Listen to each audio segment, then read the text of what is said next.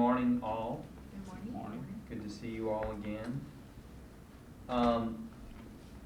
Roxy, I have some proposals you sent. The first one is a TA on Article 14. I think you and I agreed that we had agreed on everything. We just didn't actually sign the thing. And I looked back and the reason was, I think that we talked about it, we sat down, then you may have sent it with the revisions, and so I just wanna make sure that we're both on the same page on that TA. That's the only reason I included it. I think that if you wanna go through it really quickly, I think the issue was with the seniority bids. I think we took out the date, because as we discussed at the table, there isn't a date certain. They kind of submit them as a vacancy comes up, and the fire chief kind of looks at them throughout the year, not a date certain. We didn't want that to diminish anybody's ability to try and submit for that vacancy or be considered for that seniority vacancy. Let's see, the other thing. And where are we looking right now? What It's section 7. So, Oh, no, section 6, I'm sorry. It was the assignment preference forms, and you all had included a date of like by August 1st, but as we discussed, a date wouldn't really work there because of the way it's done. I think firefighters submit it as they go, As it becomes open. as it becomes open.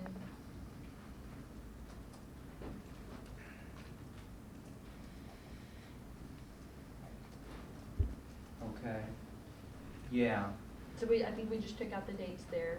Okay, in section 6. And then we just fixed the copies of the agreement to be electronic with a certain amount of hard copies kept at the fire station or other work locations. I'm And gonna that add was an in S. section. Section 11. Okay. I think those were the only 2 sections.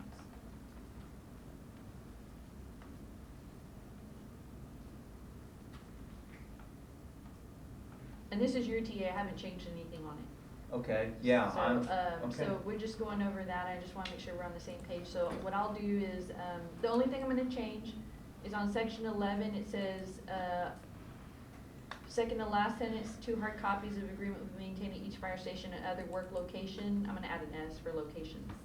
I'm gonna add that right now. And I'll add that, print it, and we'll sign it when we sit down, later today. Okay. Okay. That sounds good. So we've got 14 in the tank. Yes, go TA 14. Okay. And the next one I want to go over is UA 13, because I think we're very, very close, if not on the edge of a TA on that particular one. That's the health insurance, so we can go over that one real quick. Okay. Let's see. Substantively, nothing has really changed. We agreed to go ahead and leave in the premiums on section 1B with the caveat that you added, and we accepted. These are current rates only and are subject to change at any time via the procedure outlined in this article. Okay, so that's, we're looking at 1B. Yeah, 1B.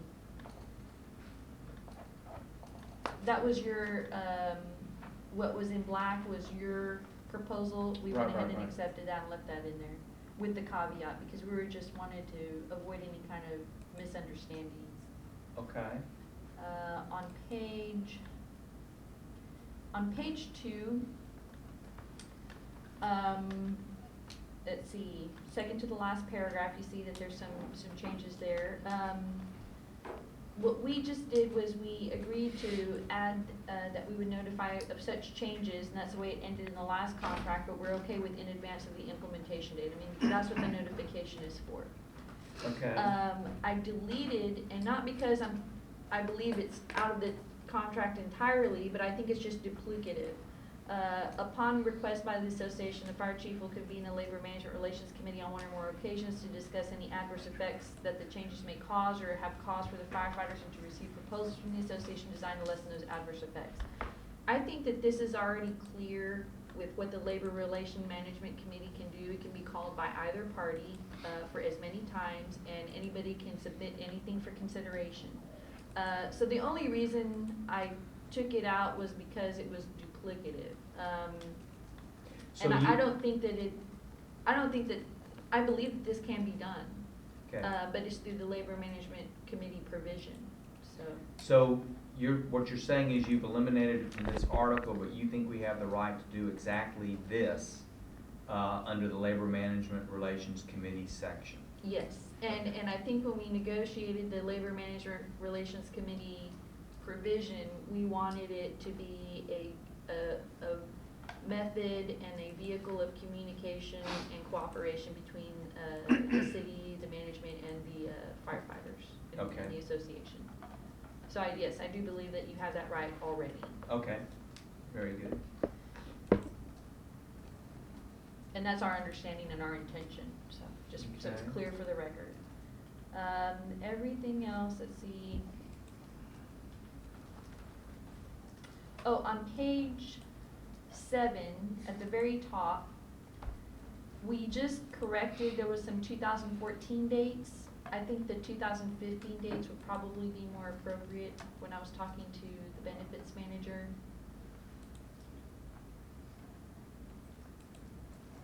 We usually update those particular dates, but you know, it's.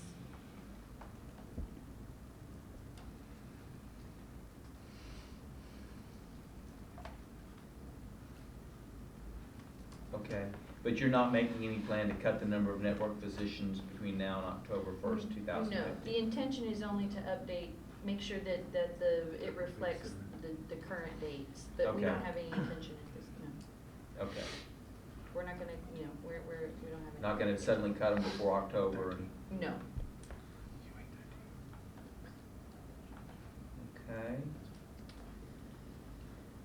Then, the next item is section F on page 8, and that's the Affordable Healthcare Cadillac Tax and Healthcare Plan Transition. I believe we're there, but I kind of changed it a little bit so that it's clear as to that the actual City Care Fire Health Insurance Plan is the one subject to the Cadillac tax, you know, because that's what we're really looking at. We're not looking at, we don't want to implicate any Cadillac tax that may apply to any other insurance plans. You know, what we're dealing with here is just that Fire City Care Health. So we've accepted almost all of your language, with the exception that I crossed out city and just put in the City Care Fire Health Insurance Plan being the one subject to the Cadillac tax. And I put and or any other excise taxes, because you never know if they're going to change it from a Cadillac tax to some other penalty. And we just want to be sure that we cover that umbrella. Okay, Let's see, and we agreed to the meet and confer, and that's that's solely to discuss, how to modify the City Care Fire Health Insurance Plan so that it falls below the threshold of the Cadillac tax. right. And that's just kind of a meet and confer with, and we agreed to jointly retain an agreed insurance expert. And I added to rely on such expert, because if we're gonna both agree to have that expert, we need to also both agree that we're gonna utilize his or her information, and rely on that expert to help us figure out a solution to the Cadillac tax or any penalties. Okay, No resolution is arrived at after the meet and confer. The retained expert is authorized to effect those changes to the plan which are minimally necessary to ensure that the City Care Fire Health Insurance Plan is not subject to the Cadillac tax or any other excise taxes, penalties, or liability. So I think we're there. okay. Let me look at it with my team. and- Sure. And I think that's it. Yeah, On okay. the healthcare plan. So, just review it. The changes that I made are not really, substantive changes, just clarifying, changes, and I think we should be able to TA that today. Okay. Okay? The next one I have on my list, and I'm not going in chronological order just because I have a list of things that I'm going. Are you gonna go to Article 6 next? Yeah, I'm gonna go to Article 6. Okay, give me 1 second to. This one's the management rights article. Not management right. Say that again? Oh, yeah, okay. Yeah, it's the Article 6 is the management rights article. Okay.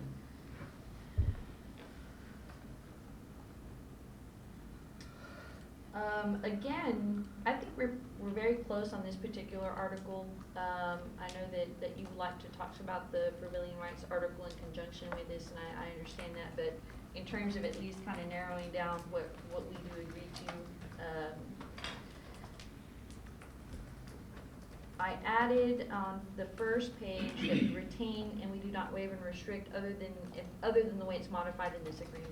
So that's just a clarifying deal. It's not intended to substantively change that we have management rights, and any management rights that we waive or modify are gonna be specifically outlined in this particular contract. Where are you looking right now? That first paragraph, except as specifically modified, the first sentence, except as specifically modified, did it show up where, do you have the? Oh, yeah, The legislative, change?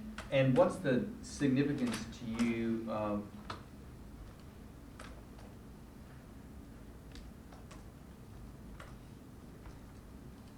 I just want to make it clear that the only way that we would waive or restrict a right that we retain is specifically, if it's specifically modified in this particular agreement. okay, Okay, that's the only thing, that's the only significance, that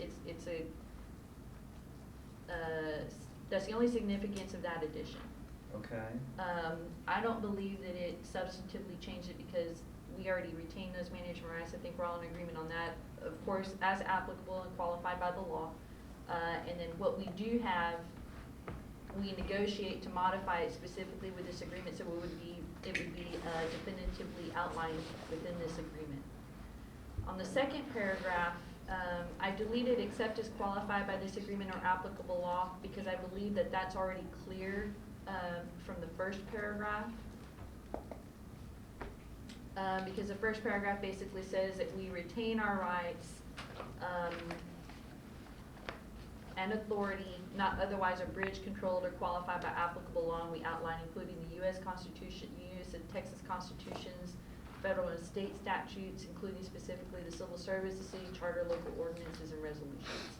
So that was the only reason I did that, because I think it's already clear in that first particular paragraph. We have agreed to all of the changes that you proposed, with the exception of on 11, that outline on the retained rights. We would like to retain transfer in that because there may be a time when we have to temporarily transfer somebody pursuant to, you know, the rights of granted to us under just our management rights. And we don't want that, we just want that to be clear. And then on 18, you had crossed out, and let me just ask you. Sure. Adding that word transfer to 11, how is that different from number 9? And number 8 is I'm to sorry. transfer work from one firefighter position to another, and number 9 is to transfer firefighters to other stations. Is there I some other apologize. transfer thing that is not included in those two? No, and you're right, I actually misspoke. I had forgotten, I looked at that stuff. I actually meant to take it out. Okay, I'm sorry. okay. Because I wanted to make sure, I had it highlighted and I guess I thought I left it in. It was to make sure that that was the same transfer as 8 and 9. I apologize. Okay, Thanks that's for okay, pointing, that's okay. thanks for pointing that out. Okay, so we're good taking that out. And I'll change that to reflect such. On 18, to determine, establish, and modify policies affecting selection and training of firefighters. You had taken out selection, I think because it's somehow qualified by the Civil Service Act, and we're not denying that, and we accept that. But there are certain discretions allowed to, in terms of passing examinations, etc., certain discretions that may be allowed to the management, and that was the only reason I left it in there. The only one I can think of is the fire chief under the Civil Service Act, when he's picking entry-level candidates, can pass over an applicant. I forget what the standard is, and the applicant, of course, has a right to challenge that. Mm-hmm. so it's not much discretion. But what you're saying is whatever discretion the Civil Service Act gives you, you wanna keep. Right. Okay. Qualified and limited, of course, by the Civil Service Act, and any other law that would affect, Okay. you know, if they recodified it or whatever. And that's the only reason, is just to preserve any little discretion that we do have there.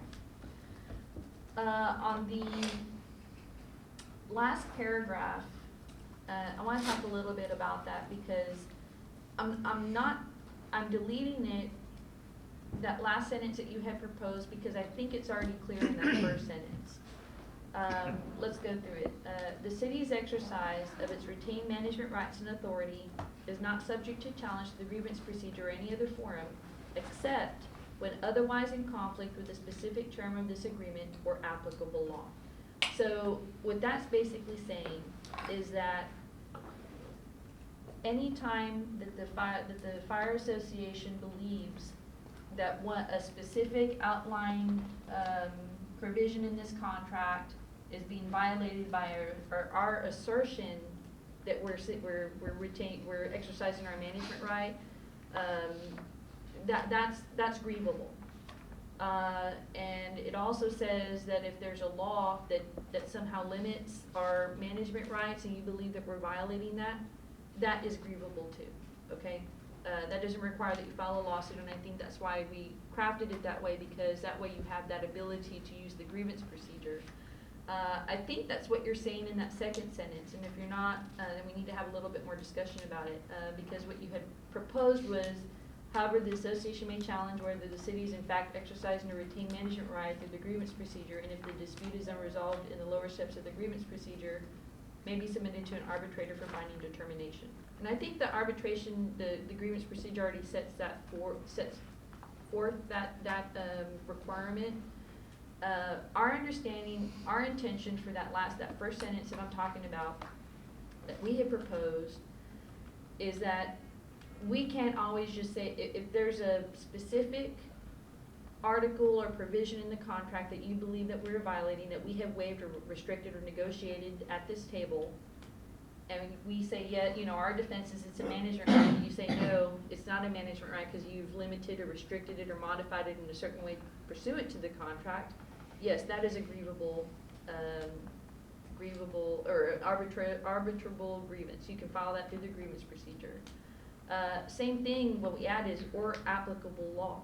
We don't just limit to that. We don't force you to file a lawsuit if like on the Civil Service Act, you know, on the selection that we're just talking about, the fire chief just says, you know, I'm gonna make my own test and do that, you know. Obviously, we could say that's a management right because it's our discretion, which is wrong. I'm just using this as an example. You have the ability, instead of you having to go and file a lawsuit, is using the grievance procedure and say, no, this is what the law says, and whatever we don't use whatever we don't modify in our contract, you know, case law says that the Civil Service Act still rules, so we have to follow that. So I think we needed to have that discussion because I think those two sentences basically said the same thing. And I just wanted to make sure we're on the same page there. Well, no, maybe, and let me use a couple of examples, but overkill doesn't strike me as a bad thing in the context of, you know, it's kind of like the health insurance article. You know, I pointed out to you, you said the same thing 2 or 3 times, and you still wanted to say it 2 or 3 times. It doesn't make it absolutely clear to everybody. But what you're saying is, my concern in looking at that last sentence of your proposal is that the city would say, I would say, hey, this violates Article 13. You'd say, no, this is a retained management right by Article 6. And I say, I don't agree with you. I'm going to file a grievance and take it to arbitration. You say, well, you can't arbitrate because this last sentence says if it's a retained management right, we don't have an obligation to arbitrate. So we refuse to go to arbitration. And then I have to file a lawsuit to compel you to arbitrate. What you're saying is, as long as I'm claiming that it violates some other provision of the contract, I can file a grievance and you won't use management rights as a reason not to go to arbitration. That's right. Okay. And That's by right. the same token, if I say no, this, you know, with regards to hiring, the Civil Service Act constrains you, and we feel like you're violating, the Civil Service Act, you won't use the management right to say, no, you waived your right to go to court about that. No, because this says, except when otherwise in conflict with a specific term of this agreement or applicable law. Yeah. And Civil Service Act is the relevant law here, because that's what we're modifying through this negotiation. Yeah. Okay. Well, yeah, the only thing I don't want is a situation where I have to go to court before I can get you to arbitrate. If you agree that as long as I point out another specific article in a contract agreement situation or a statute in a lawsuit situation, and you won't use this management rights as a device to avoid the obligation to litigate or arbitrate, then I think that, Right, and that's is not the our concern intention. that I'm trying to address. That's not our intention. Our intention is not to block you off at all, but our intention is to distinguish,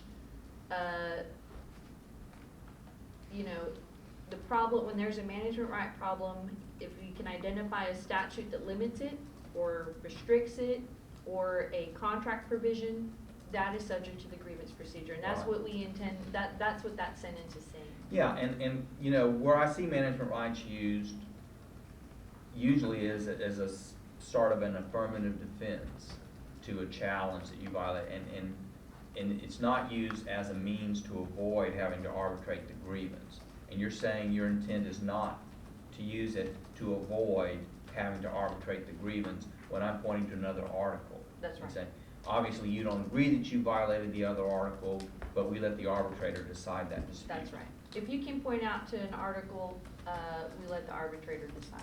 Okay. Now let me segue that, let's use that as a segue into, I know we don't have a counter proposal on your prevailing rights, but let's talk about the prevailing rights or the maintenance of standards, just real quick. Because I think this sentence becomes important in that aspect. When I'm hearing y'all talk about, what we know is, what we currently have as prevailing rights and you propose as maintenance of standards, and which is otherwise known, I think, generally as maintenance of standards nowadays. What you had proposed to me, as I understand it, seems to try to protect past practice or, past practices is what I'm really looking at. Because, when we come up with, different, there's different decisions that can be made by management. It could be a management decision, or past practices can be implicated. Leaving out a prevailing rights or a maintenance of standards provision does not do away with the past practice case law, the past practice requirements, all of that stuff that we are both subject to follow. And I think that's probably mostly what you're trying to protect through the maintenance of standards. Well, okay, go ahead. So I'm just, if there's, and this is probably where you could imply a maintenance of standards through this last particular sentence in our management rights.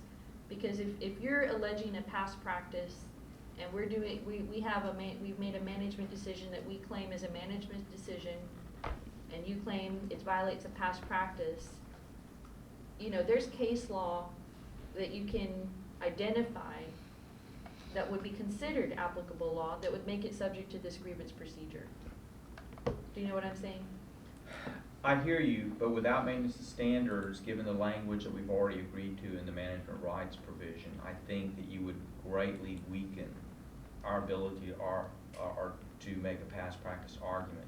If you look at the very first paragraph of the management rights provision, this means the city has and will continue to retain regardless of the frequency of exercise. And so, what maintenance of standards protects is not just any little thing, but, management often, constrains its ability to act in a certain area by a continued over a period of time practice that has kind of become sort of the working code of the workforce. And that's what maintenance of standards is designed to protect, those past practices.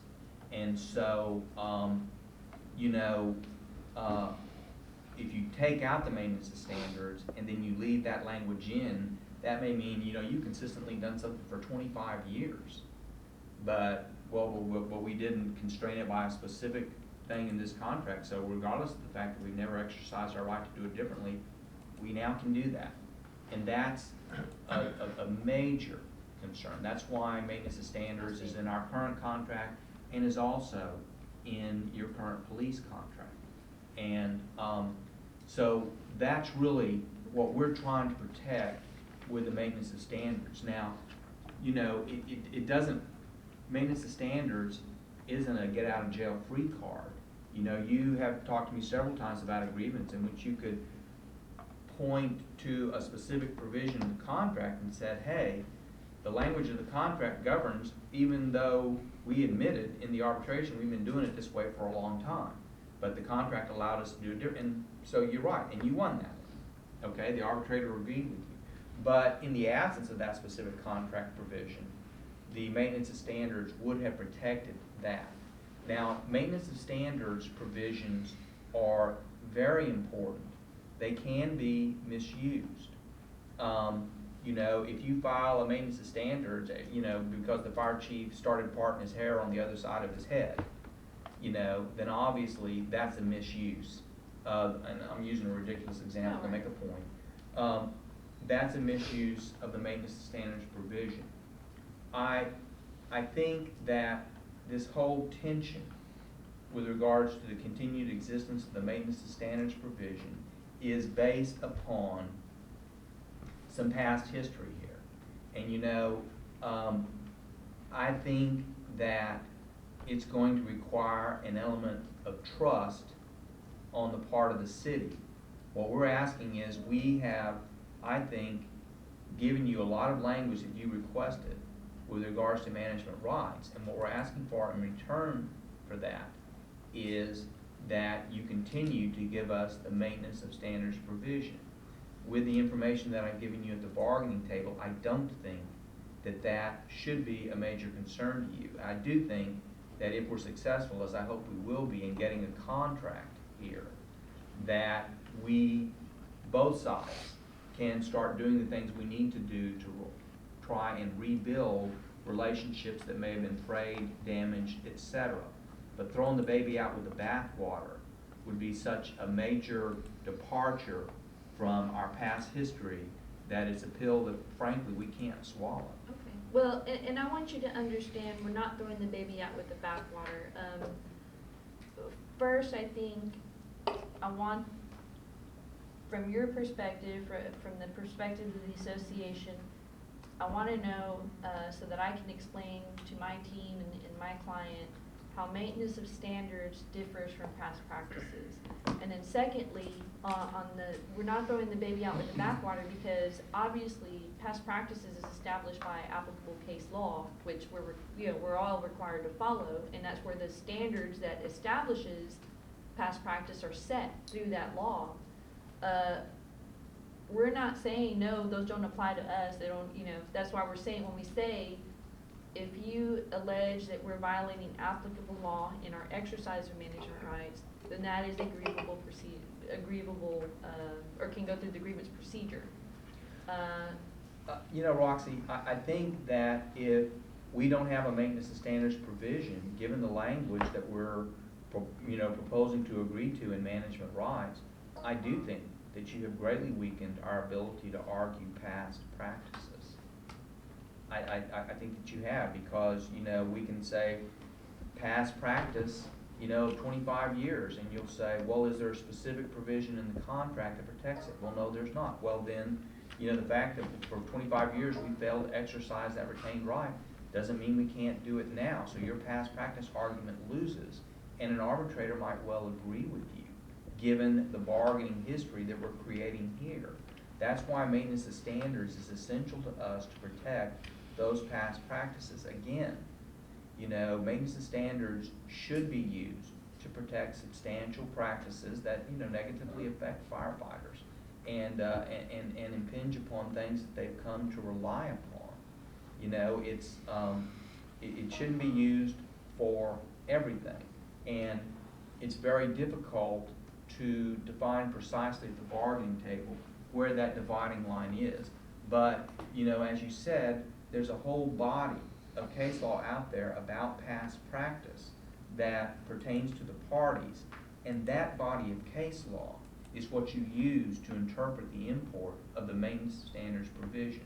What maintenance of standards really is doing here is saying that those past practices do have meaning and can be enforceable to the extent that a practice has been established. You know, having done something one time does not a past practice make. Having done something a particular way over a period of time where people come to rely upon it, that's a different kettle of fish. But if we don't have the maintenance of standards with this management rights language, I think that you've got an argument there that we've waived an ability to rely solely on past practice. And, you know, So, because I have to point to a specific provision in the agreement that I allege has been violated, you know, and, or applicable law. That's I think. but we can't enforce applicable law under the grievance procedure. We can only enforce the contract. If we claim a violation of a statutory right or even a city ordinance, we have to go to court to do that. Our contract grievance procedure pertains to violations of the contract itself.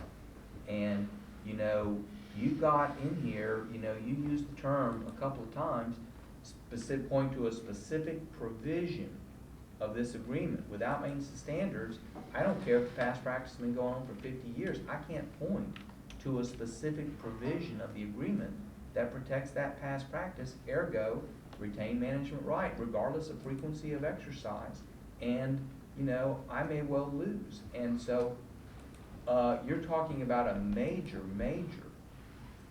shift that I just don't think we can stomach. And the whole purpose of the maintenance of standards is to protect those past practices.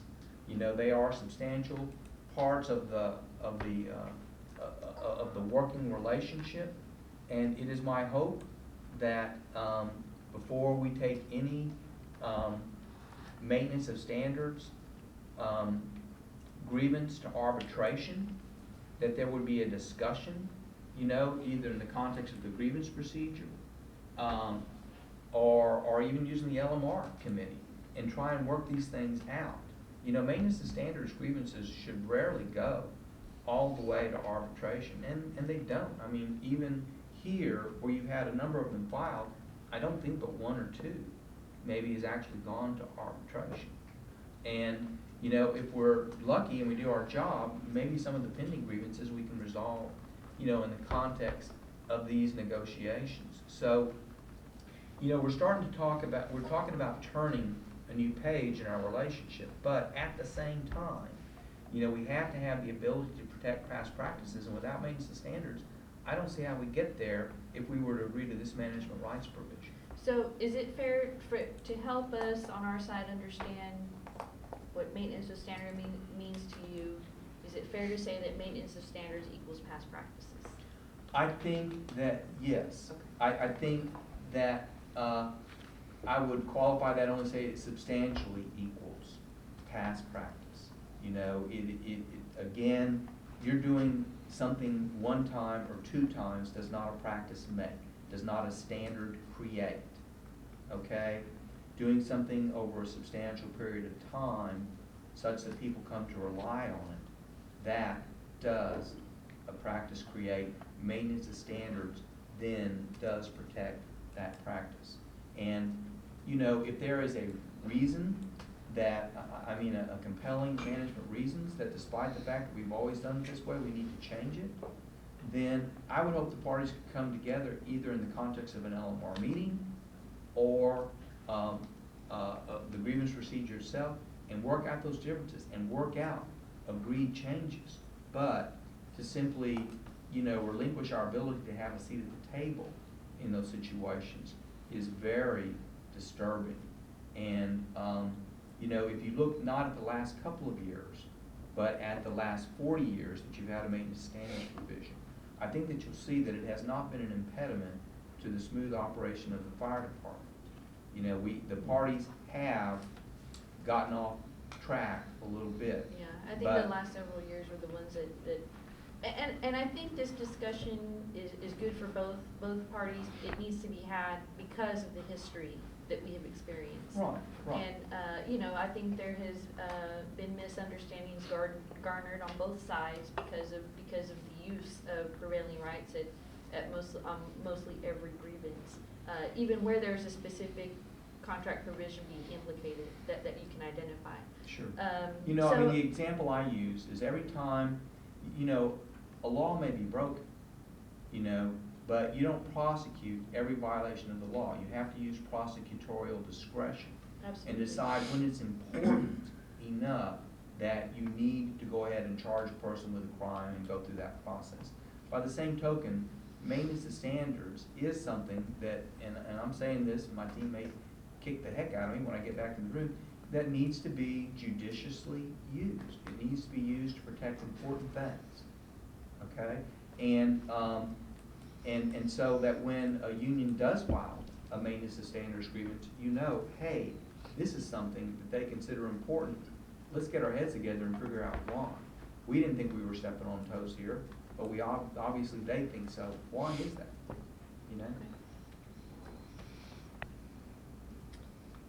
Okay, well, now that we've had that discussion, I think, let me go back to the drawing board. I think I may have a couple of ideas. Okay. So, okay?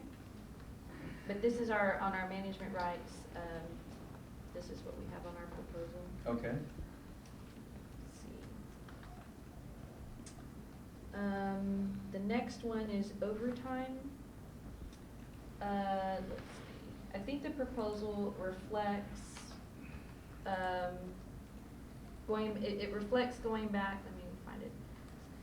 Is overtime Article 12? I'm sorry, it's Article 12, overtime.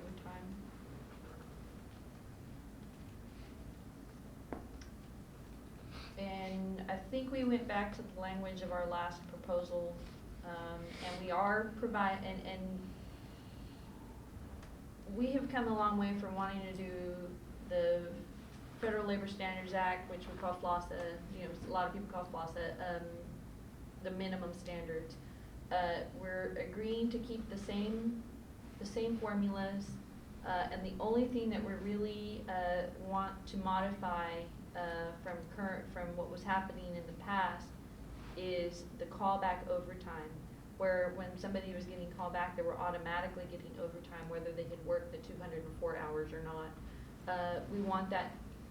Our change, the big change is that we want callback overtime to be paid only when a firefighter has actually worked those 204 hours, and overtime would be for anything over those 204 hours.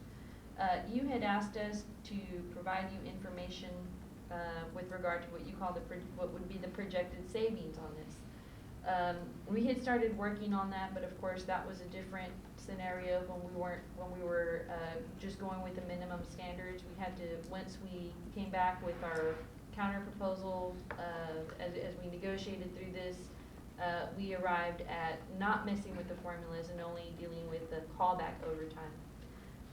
It took a while to get this information, not with the budget, but with the actuals and the projected savings, because our payroll and our system did not track that to begin with, because overtime was just automatically given anytime somebody was called back. So they had to go through manually and find, pick out those numbers and decipher what was callback and take out holdover, cycle overtime, and then SWAT some SWAT team overtime, all this other stuff. So we've isolated it to just the callback. And as you know, we cannot definitively say every month this is how much we're going to have in overtime, or this is how much we're going to need. So what we did, and that's a really, really tough number to pinpoint, but we did want to get an idea. I think that was fair for both sides. We did want to get an idea. So what we did, and if you look on that page I gave you, the first section is City Corpus Christi Fire Overtime Budget. I'll go over that here in a second. The second part says Fire Department Overtime Actuals and Projected Savings. And this is the information you requested from us. What we did was we took the actual numbers from this past fiscal year, and we took 3 pay periods. We tried to get the highest pay period we could find with the highest overtime.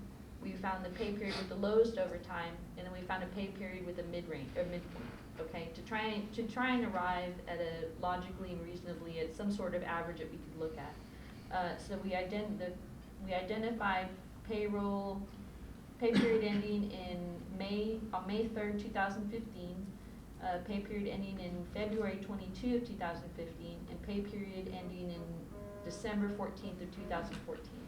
And as you see, we provided you here with the actuals. For 5/3/15, it was almost $68,000.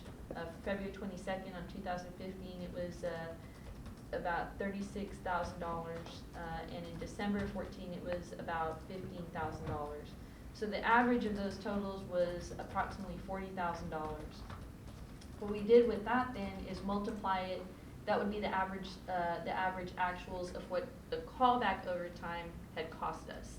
And that's total, that's all the overtime that I think was over 204 hours. So we isolated it to what was not, people who got paid for hours work when they didn't work over 204 hours. So it's not all overtime, it's just that one. We try to isolate it as much as we could to figure out what those savings were. So then we took that average of $40,000 and multiplied it times the 26 pay periods, since it was an average, and we came up with a total projected savings, and this is based on an average forecast of approximately $1 million. Let me ask you a question. I want to make sure I understand Sure. the chart. So the 67, let's start with the pay period in 5/3/15. The 67, almost $68,000. Is that how much callback overtime you actually pay? That's, I believe, how much callback overtime we pay to people who hadn't actually worked the 204 hours. Okay, so that's just, and if you paid so that's the callback overtime amount, but if you pay those people at straight time for those hours, you know, it would be approximately 2/3 of that number, correct? Right, it would lower our cost savings, you're right. So when I'm looking at that 40,000 average, is that on average how much you're paying people who didn't work the 204 hours in the pay period? Yes. But then But then 2/3 we would have paid them straight time, you're right, they don't work for free, so our actual cost savings would have been less. So so 2/3 of that $1 million would kind of go away, wouldn't it? I mean, in Yeah. other words, in terms of what you say, because you still got to pay them straight time. You're right. Okay. And we can do those further calculations for you. I was just trying, this is what I had so far. But yeah, and one of the things I think this number, the budget is important on the very top, is the City of Corpus Christi Fire overtime budget. I think that's important when you take into consideration what our projected cost savings would be, which would probably be 2/3 of that $1 million. You're right. This was just the actual numbers of what we paid people to overtime who didn't actually work those 204 hours. Mm-hmm. But as of, and this is the information I have as of June 12th, today, our fire overtime budget for this fiscal year is $2.3 million. Are you looking at that chart, the same chart? I am. Okay. And then through June 5th of 2015, the end of that pay period, our actuals are $2.2 million, almost the entire budget.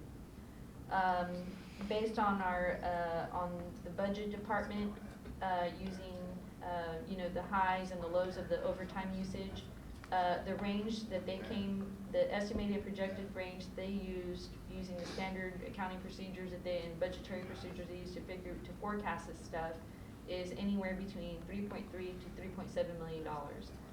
That would be a budget of range of overage from $1 million to $1.4 million. And that becomes important because one of the things that we're trying to do is get a handle on this overage of this budget.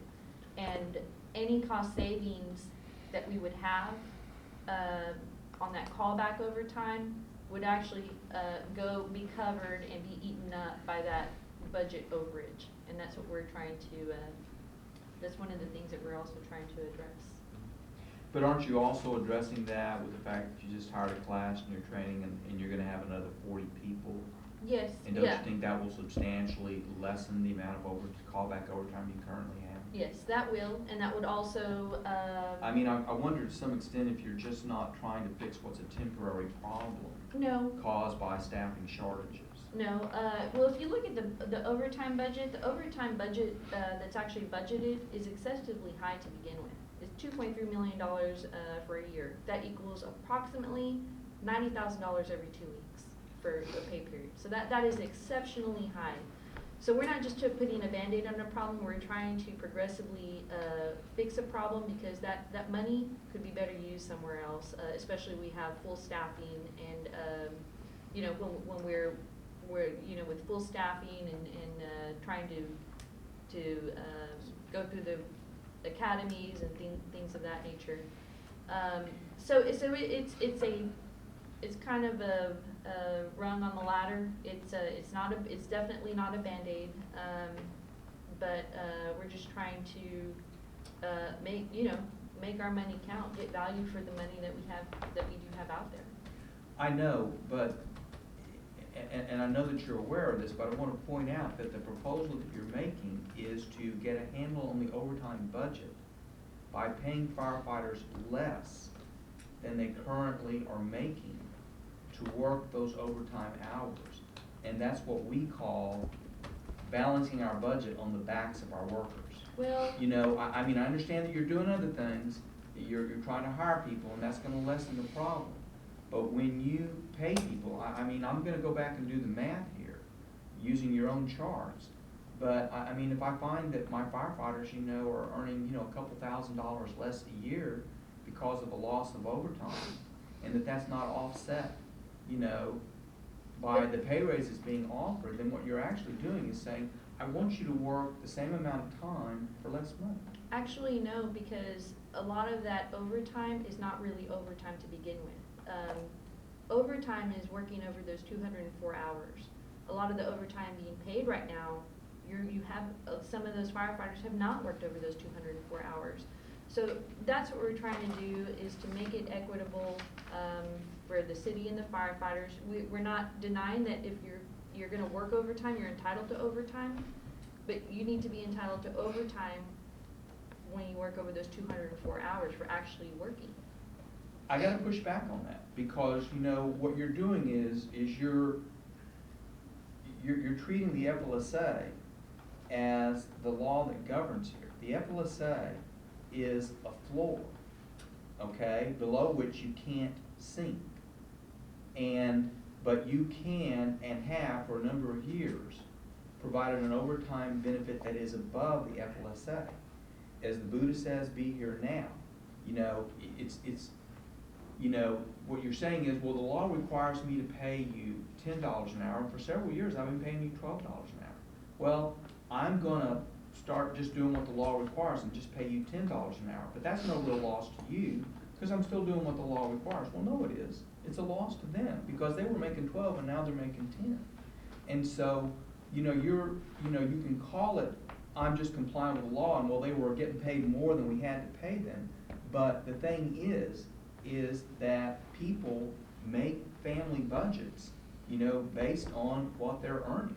And it's not a satisfactory answer to them that you're making $2,000 less a year now than you made last year, but hey, we are complying with the law, so tell your spouses and kids that. Well, we're still going above, I think it's a misconception that we're doing the minimum, because we're still going above, the FLOSSA requirements. We're not touching any of the other overtime. This is just one specific overtime, is the callback. And that's when, your callback unscheduled. And just like it But applies. Roxy, isn't that the bulk of the overtime that you're paying? Isn't it? I mean, they already don't get credit, you know, But when they're not it is, what do you call it, cycle time. And they're not guaranteed that money, because when we're you know, that overtime money, they're guaranteed to get paid time and a half when they work overtime. But we want, you know, you have to be really be working overtime in order to earn that. I would posit So- to you that when a firefighter on his or her day off is called back unexpectedly to work a 24-hour shift, that to them, that's overtime. Whether the FLSA, the floor, understands it as overtime is an entirely different question. But they're being put out, and right now, you're right, they're working inordinate amounts of callback overtime because of staffing shortages.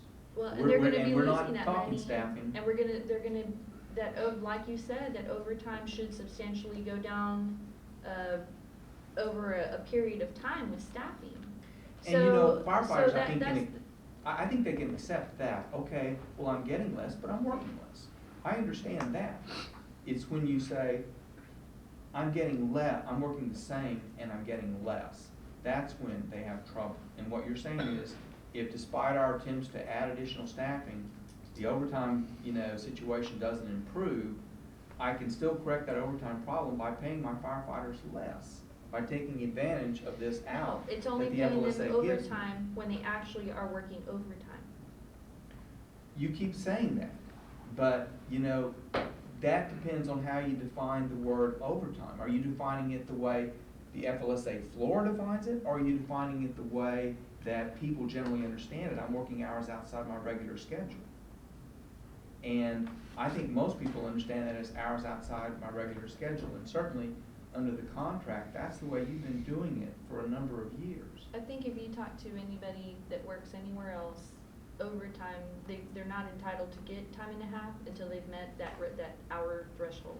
If it's a They're- 40-hour threshold, it's anything over 40 hours. They're not required by the FLSA to get more.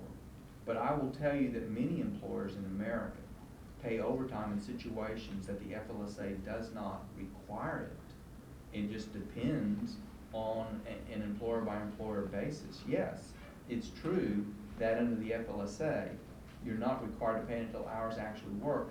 But of course, firefighters and all public safety employees are much more routinely required to work overtime. Time that they were planning on spending with their family or doing other events, are required to work that overtime. And, I think that the premium in that case is justified. And I'm wondering if you're not trying to fix something that you've already fixed. What we're gonna see is, the projected savings that you have of $1 million. And by the way, is that $1 million, is that an annualized figure? I think you said it was 26 pay periods. Yes. Okay, Yes. well, it's gonna go down substantially because you gotta pay the people straight time anyway. So, in terms of, really taking care of this $1 million deficit, it's not really gonna do that much. But it is gonna hurt firefighters, unlike increasing staffing, which you've done, and which can make a much more major impact. And then, yeah, the firefighters get less money in overtime, but they work less too, and everybody is better off that way. And so, I just really wanna ask the city to think about whether, this is really the best method to get a hold of the overtime problem. And I'm gonna suggest that it's not, and it's one that's particularly hard to swallow on this side. But, let's go through your other chart as well, because I know you gave me a Okay. second chart. The second chart I gave you is an ambulance shift pay information regarding the city's proposal on that $25 per ambulance shift worked. It's an assignment pay proposal. Mm-hmm. And I know that we haven't yet counter-proposed that, but I wanted you to have this information first. We have provided you with the cost to what it would cost the city, but we wanted to show you also was what it means to the individual firefighters, okay? For firefighter 1 paramedics to ride the ambulance, that's on the first page, this is currently what's going on right now. It shows the current contract, the shifts, the acting pay, assignment pay, and the total. What's highlighted in yellow is the average shifts, ambulance shifts that a firefighter works, anywhere between 4 and 7 during that month. Okay. So currently we see under the highlighted, the average you would get for riding the ambulance currently as a firefighter 1 paramedic would be in the range of 122 to 176. With our $25 per shift proposal. Can I ask a question? Sure. Why on the firefighter one paramedic chart, when they work one shift, they got acting pay of 18, but no assignment pay. You have to work two? Okay. You have to work 2. Okay. Okay, I'm sorry, go on. Okay. On our proposed $25 per shift actually worked. If we look at the same average, the 4 to 7 ambulance shifts per month, you still receive the acting pay, and the assignment pay goes up considerably because it's per shift now. So instead of the range of 122 to 176, we have now almost increased that range with almost doubling the top range of a firefighter one being able to make 170, in the range of 172 to 301, as shown here, and that's just the average. Okay.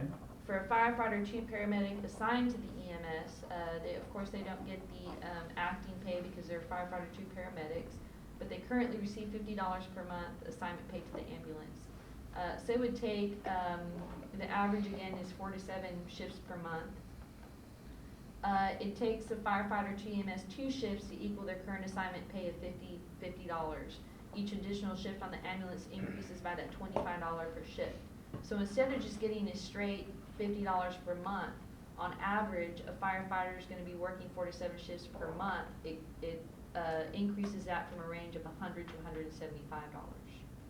Okay. Now, it's my understanding though that a firefighter 2 paramedic, after they've been on the ambulance for 5 years, that $50 increases to $100, and that if they've been on the ambulance for 10 years, that increases to $150. So, do you know what percentage of them are now drawing the $100 and $150 as opposed to 50? I don't have that information, but I could obtain that. Because if you're getting 150, you've got to work at least 7 shifts to do better. And if you work 5 or fewer shifts per month, you're obviously losing money. Okay. With 100, again, you've got to work at least 4, which if they're assigned to the ambulance, they, the goal is a 50-50, so the average, if the goal is met, and of course, we've argued that it isn't being met right now, but if the goal is met, 5 is kind of where we hope they end up, 1 on, 1 off. Okay. And so, you're talking about, I think what you're gonna find is for most of our people, they're at the 100 and 150 right now. But I don't have any kind of figures for you. I don't have them at hand, but I can definitely get those numbers Okay. and look at that. We can analyze that. Okay. Okay. So, but I did have that information. I just wanted to provide that to you, and we'll work on that. I'll get those other numbers as well, and that may be enlightening to both sides. Yeah. Okay. And that's what I have for you this morning. We're working on some more proposals and more information to be providing to you with the addition of what you've requested this morning. Okay. I am, hopeful. You and I talked yesterday. I don't think that's a secret from anybody. I'm hoping that you were going to give us, some proposals that we haven't seen from you yet. Yes. On Article 9, association rights, Article 11, what I call supplemental pays, and what I think you call ad pays, and then Article 38, health and benefit trust. So, it would be good to get proposals from you on those 3 especially, so that I know what are the sticking points. Okay. So I will work on responses to the overtime and health insurance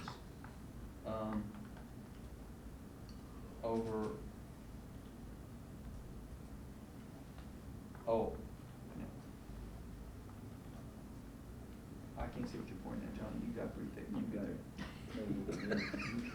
Oh, we're gonna TA after supplemental benefits.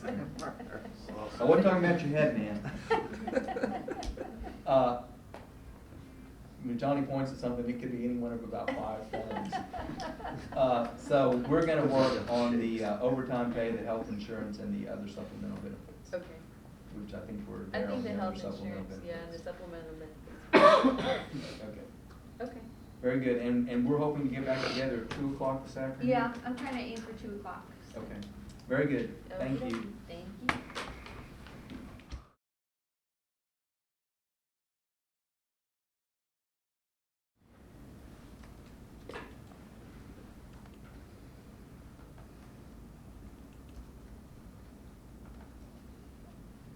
Okay, good afternoon. I think what we're gonna start off with is we have, you emailed me, with some proposed tentative agreements on previously on the Article 14 supplemental rights and benefits. We reviewed it and we're able, as we discussed, we're able to tentatively agree to that, so I just, printed out what you sent. Okay. As well as, Article 13 on the health and life insurance. I agreed with your small addition, I actually meant to do that, I was just going too fast, so, but that was a good clarifying change, so we agreed to that. Okay. So I printed them all out here and, we'll go ahead and sign those right now. Very good. The health insurance is a big one, so that's great that we got it Yeah. done agreeable. today. Today the 12th.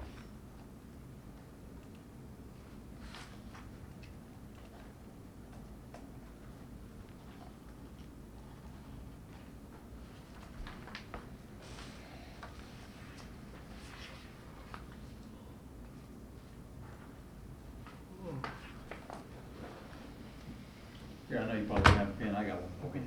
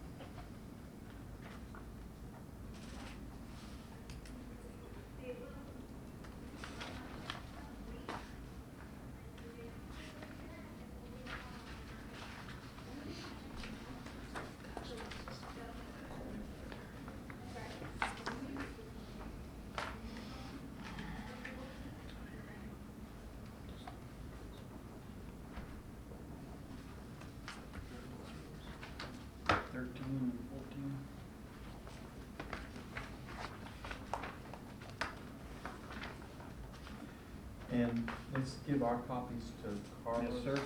And Carlos, can you scan those and send me e-copies of them? Okay. Let's see, I see that you also sent us a, counter proposal on, Article 6, the management rights, is that Mhm. correct? Okay.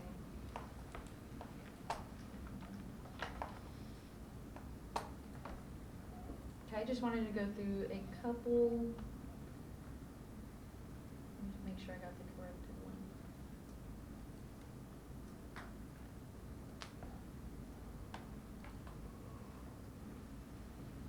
I hit something on my computer, so it made everything stop.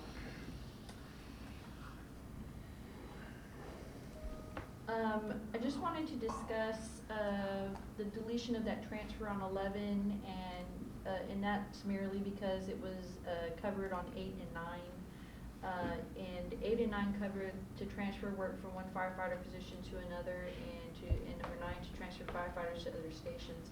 A lot of times these things have to be done temporarily, et cetera, and the fire chief has to have that discretion in order to move around people like that in order to fulfill the operational needs. And I just want to make sure that whatever we're able to do now is not limited or restricted in any way by deleting that transfer on 11 and including it on 8 and 9. No, I would agree with that. Okay. I eliminated it because I felt it was in fact duplicative of 8 and 9. Okay. And that would include,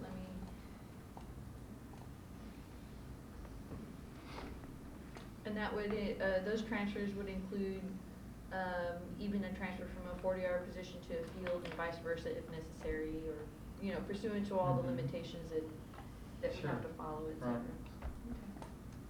Okay. And I mean, you know, in terms of transfers, I mean, there are some specific transfer provisions in the contract that we've already TA'd. That's so. right. Mhm.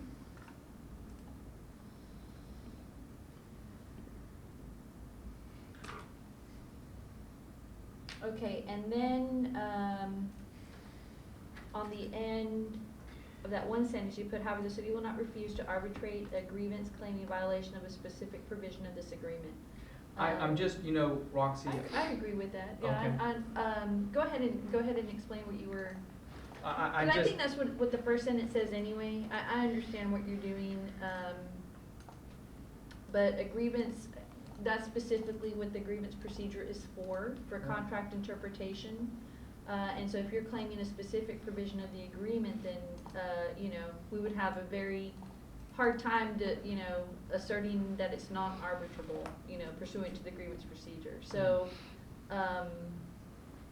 I think that's what the grievance procedure and the intent is for. Was there an issue that you all had, or you just wanted to make sure that? No, we just wanted to clarify, you know, in talking with the team, they just felt like they wanted to be absolutely clear. We don't want a bunch of, we don't want to have to file lawsuits, you know, to arbitrate grievances. I'm not saying that that's been a problem here, but it has been a problem in other jurisdictions. It seems to me like, you know, we've had more than one case where we've had to, you know, to litigate for the right to arbitrate, and frankly, I think we have about 100% success rate because other people don't understand, like you do, what you just said, but we just want to avoid that. I mean, that's the intent. We wouldn't have a grievance procedure in place if that's not what it was meant for, so. No, that's right, and Okay. you know, the fact that a city doesn't agree with our interpretation of another provision doesn't give the city the right to say, well, that doesn't cover it, so we don't, so it's a management right, so we don't have to go to arbitration. Right, it's a due process for both parties. Right. At this point, okay. Okay, so, and of course, we left in that phrase about, you know, we need to come to agreement on maintenance and standards. I'm hopeful that our discussion earlier today kind of clarifies we're really looking at things that are protected essentially by past practices. Okay. And I think that was a very fruitful discussion, that we've kind of narrowed it down to that, Okay. so that, I think what was happening was that so many people had a very broad or non-understanding of what that really was. So that was a very fruitful discussion, and I have some ideas that I think will bridge that gap. Okay, And, very good. And so I'll be working on that this weekend. Okay. Okay, I think that was it on that, right? Yeah, that Okay. is it. Now, and just one more item on past practices, I just want it to be clear, we're not avoiding the law. Our intent is not to avoid the law of past practices. We know that we're bound by it, we don't wanna create a bar in any way, that's not the intent, okay? I think, like we said earlier, it was just, the history of how it may have been used or misused. And there's great concerns on that, especially when it presents an obstacle to managing the department, et cetera. So I'm gonna work on that, and I think I may have a solution. Okay. Okay.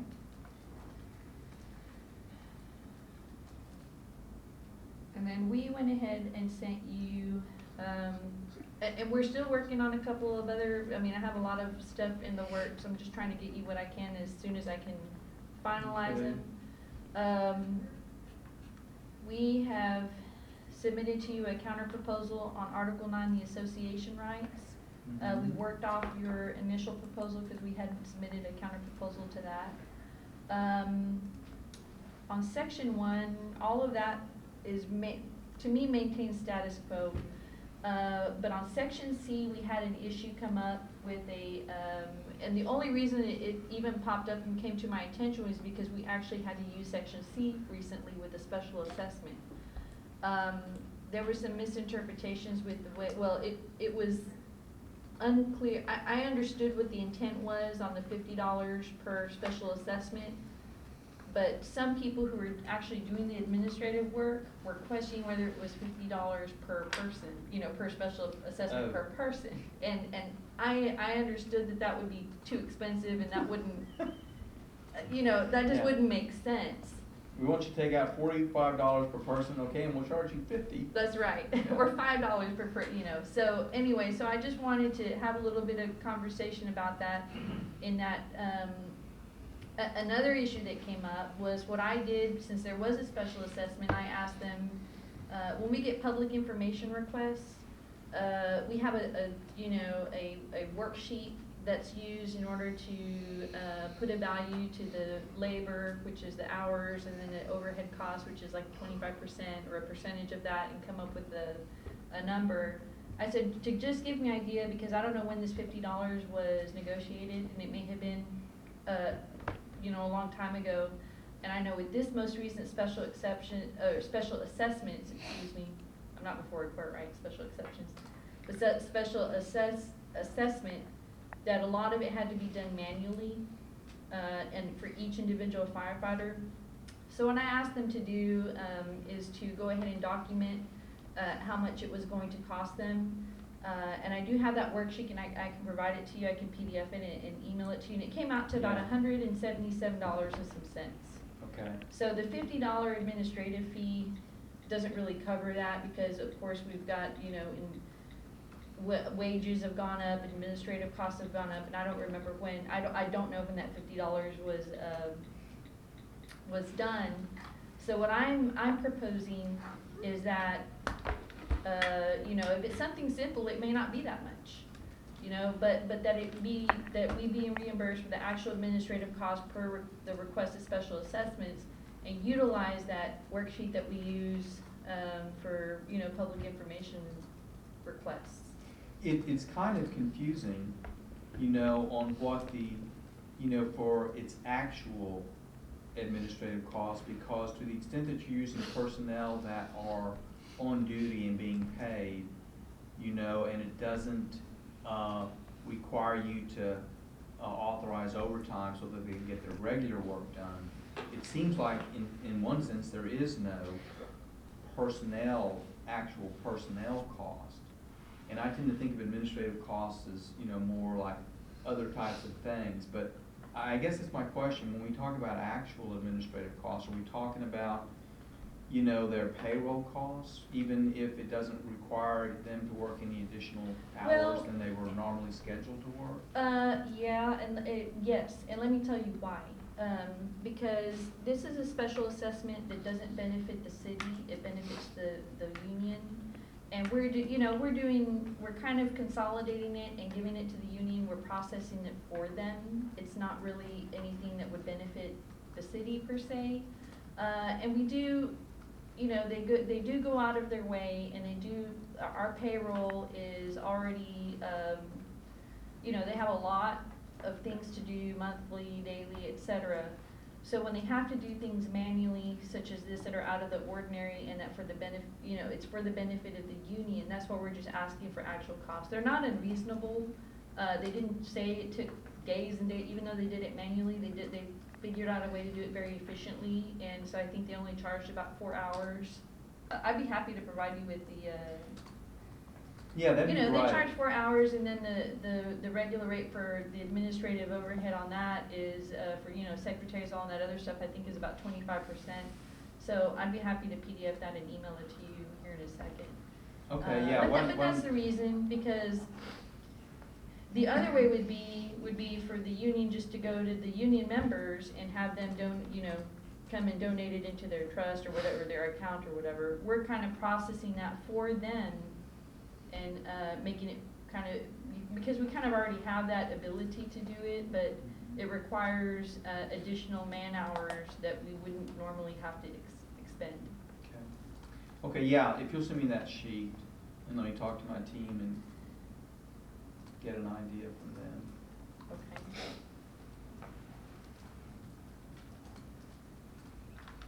Remind me to send that sheet right when we break, so we can do it.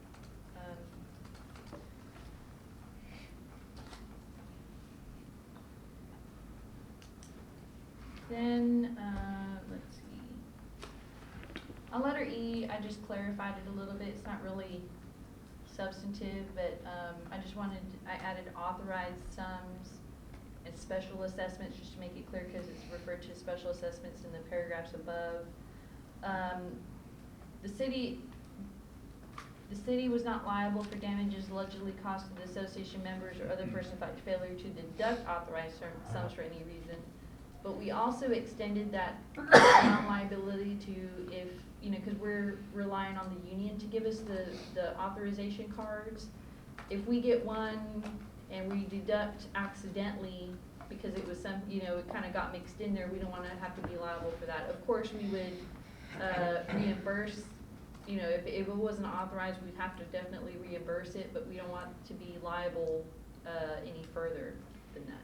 Yeah, I mean, if there's a mistake, you know, you deduct from somebody who hasn't authorized it, then, and you give that money to us, then, you know, when everybody understands the circumstances, I think we return the money to you, and you'd return it to them, Right. and no harm, no foul, kind Right. of thing. But then, you know, sometimes we can't control that person, and they're gonna feel that, you know, maybe we, you know, it would prevent them from being able to file anything against the city when it was just a mistake. Yeah, we understand, you want general indemnification, hey, if we're doing what you ask us to do and we get sued, we wanna know we're covered. Right.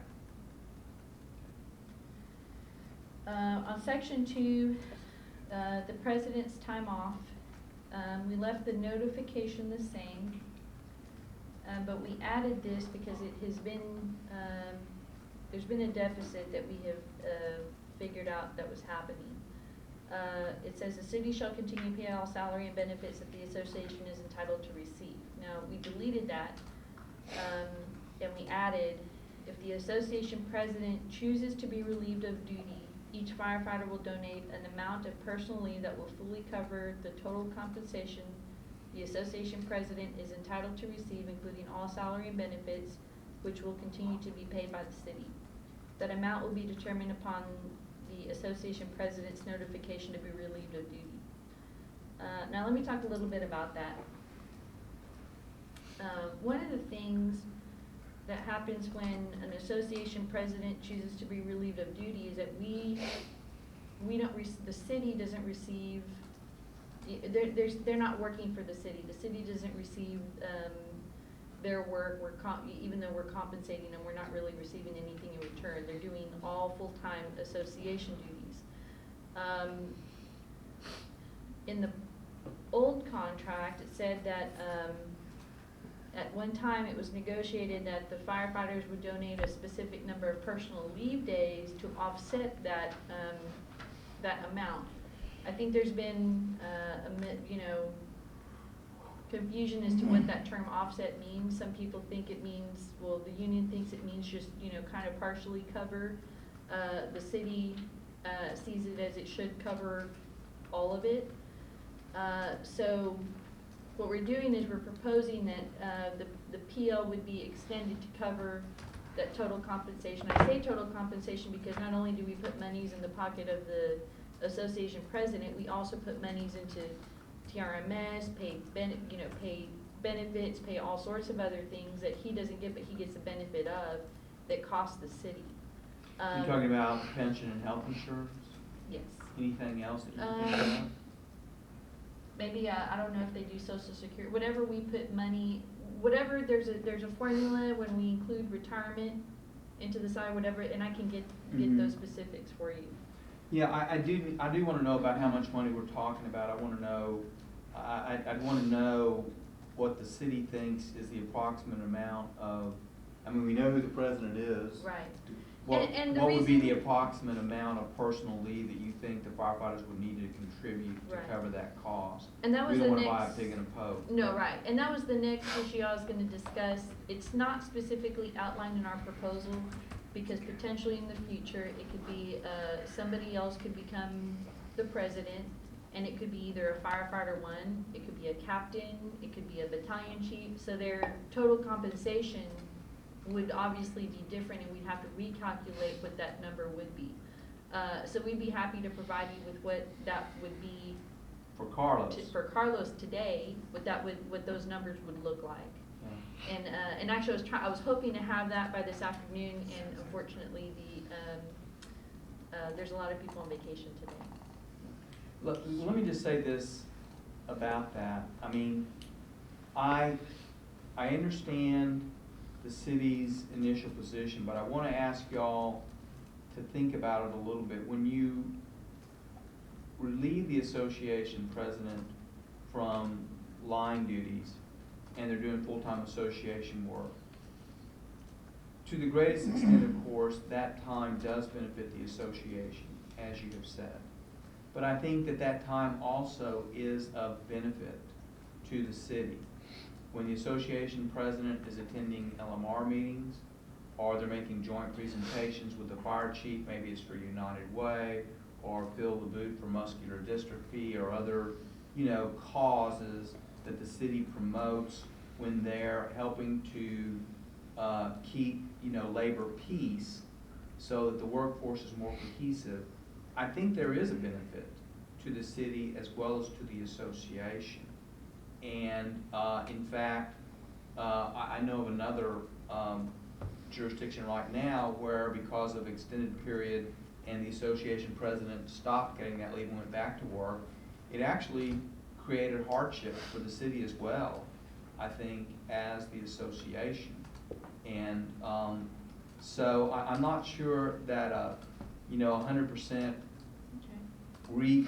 recompensation is really warranted, but before I really can respond fully, this is the first chance we've had to have this conversation. That's right. I just need to know kind of what we're looking at. I mean, because we've already offered, I think we were doing 4 hours and we offered to up it to 5, thinking that that would, more or less get where we needed to go. And so I kind of want to know what y'all think would be the number of hours that each, firefighter would need to provide. What would be helpful for our side too, because I hear you, I understand what you're saying. If you could give us some sort of a general percentage where you think, I know it's gonna be hard to pinpoint, but a general percentage of, how much stuff is directly towards association work, how much work that the association president does that you believe is like with labor management relations committees and presentations at academy, things like that. Things that you think would be helpful if you can provide us, because you have more of an insight as to the daily duties of the association president, we don't. Yeah. We don't have control over that, we don't have information about that, so I think that would be helpful in moving forward on coming to a resolution on this issue. I understand what you're asking for. It's kind of difficult to put precise figures or percentages on it. For example, when the president is adjusting grievances, well, if, through doing that work, we avoid an arbitration, there's a savings to both sides. If in LMR committee work, we prevent something from going to a grievance at all, there's benefit to both sides. You understand what I'm saying? I understand, but you also have the benefit of committees on that kind of thing. Like on grievances, you obviously have the grievance committee, which is a group, a group of people, not just the association president himself. So I'm kind of interested in maybe just getting an idea of what the association president does and the things that you believe he does. And I know you've outlined a couple of things that benefits the city and the labor relations, and maybe if we can come up with just a general estimated kind of percentage of it, so we know what we're dealing with also. Okay. Because I think that's going to be the way that we're gonna need that information. I think we can probably find somewhere to land on that. Yeah, because I've got full-time association presidents in a lot of Texas cities, and really this is kind of the first of its kind provision I've seen where y'all ask for total recompense, just of salary and benefits. So, and the other thing, I'm looking down at section 2B. We're giving the chief, the opportunity to say, well, the association president is gone, so that creates a vacancy and I'm going to fill it with somebody else. Then the association president really becomes an additional person in your workforce. But if the chief doesn't choose to do that, then the idea from our perspective is that the chief really is saying that that's sort of the assignment I'm putting the firefighter in. because I think that's the best use of one of my authorized positions. And in a way, the chief then is saying, and that's why we kind of made it in our own proposal contingent on that, because, you know, if the chief is saying, well, I can lose that position and feel that I don't need to replace it in the workforce, then really the chief is saying that's the best use of that position in the chief's opinion. And so that's where I was coming from on that. But let me talk to my team. Yeah, and I didn't even think about that, so that's a good insight. I see what you're saying. Yeah, because my understanding is, in the past, that hasn't happened, you know, that they haven't filled in behind that position. And I do have some other units where, in fact, they do and have filled in behind those positions. So, you know, okay, let's go on to section 3. Okay, on section 3, the committee meetings, I think the only substantive change here is that, on the old contract, the association had to request and obtain advance permission from the fire chief, and we just put that back in there. Okay. Here it just said that they would give him advance notification of such meetings, but especially if it's during working hours, etc. I think it's imperative that the chief at least be able to give them permission, of course, pursuant to good cause, discretion, etc. Yeah, you know, I would always say, you know, that obviously if a committee meeting is held at a time and a place that interferes with the functioning of the fire department, that we have to, you know, we need not to do that. You know, and that wasn't the intent. Obviously, emergencies, exigencies come up. Right. And it's not a good time for a committee Right. meeting. But, okay, Okay. we'll look at it. And on the fundraising activities, we added back in there the permission, may request and obtain permission of the fire chief, because that had been taken out, and I put it back in there. And then on the types of fundraising activities, it was outlined, MDA, the COPE Contribution Fund, and the United Way. We don't have a problem with the MDA and the United Way, and we don't have a problem with the COPE, except that our ethics code and the city policies across the board do not allow for political action, you know, any kind of political fundraising, and COPE has been identified to us by the fire union as it's the Committee on Political Education, and has been identified as a political action committee. So that's the issue that we have, that we don't allow anybody else, and it's across the board through the ethics code and the policies, that any kind of political activity happen at our facilities and during work hours. And so that's what the issue is. It's been a while since I wrote this. Is the COPE fund in there right now? No, it just says fundraising activities, and we had never had an issue. I don't know if COPE funding had been done before, but that it does raise a concern. You know, I think the reason I put including but not limited to is that there are some voluntary fundraising efforts that we've become pretty active in. I know that cancer awareness. Oh, sure. For example, the pink fire truck, Sure. the pink fire t-shirts. And that's what I'm saying, those sorts of we don't things. have any issues with those types of fundraising, but when it comes to anything affiliated with a political activity and a political action committee, which COPE is, that's the concern that we have, and that's the reason that I deleted it.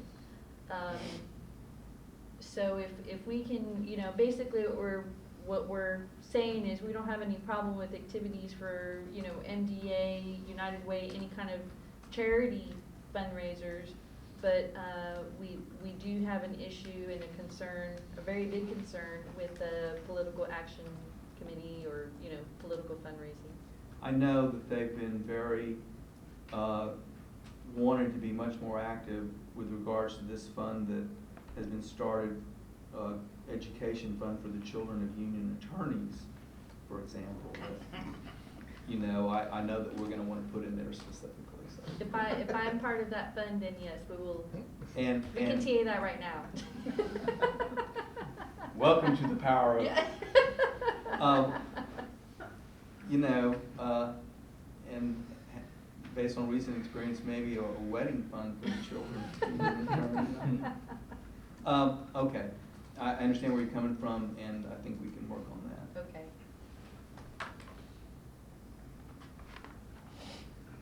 I think on D, section 2D, I think I put back in the chief's permission. I think that was what the old contract was, The current contract? the current contract.